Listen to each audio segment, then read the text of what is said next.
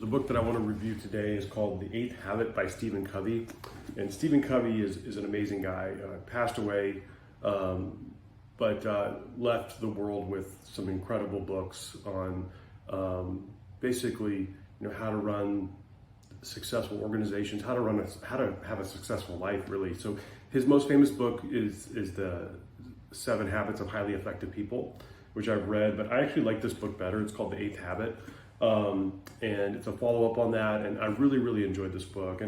And this book really is about trying to find out who you are as a person, and then aligning your life with your core values, right? So you need to figure out who you are, what makes you tick, what makes you happy, what do you love to do, and then aligning everything in your life to achieving that. And I think it's really easy for us to get off track very considerably, and we get sucked into the vortex of our lives and our worlds. And this book really helps kind of keep you centered. He talks about the big rocks in this book. So you've got big rocks, right? So what are your big rocks in your life? I mean, I think most people would agree that your wife, your family, those are big rocks, right? And the next thing would be your faith, and after that, your job and what you love to do. And you have to put those rocks in the jar considerably, and then there's all the other riffraff that goes on your life, and those are the smaller rocks than the pebbles, and then the little tiny details of life, those are sand. And then you can actually fill the jar with water. But if you picture in your mind, if you get the big rocks in the jar first, all that other stuff will fill in the cracks. But if you fill the jar with sand or little pebbles first, you can't get those big rocks in. So you see, so you've got to get the big stuff in first. You've got to make sure that you're doing the things in your life that really strike to your core, that are truly the important things in your life.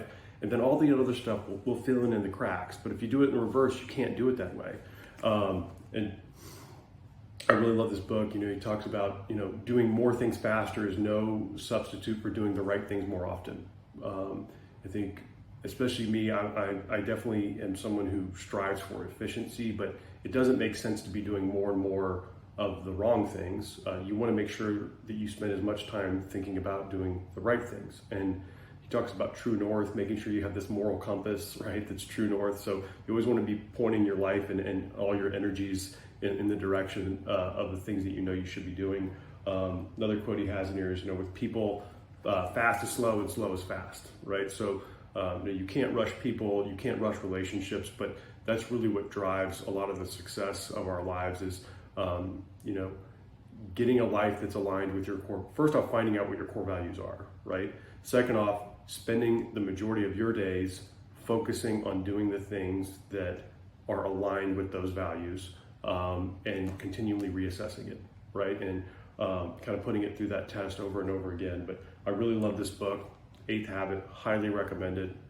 My favorite Stephen Covey book by far, and he's had many books. So I think you should pick it up and take a read.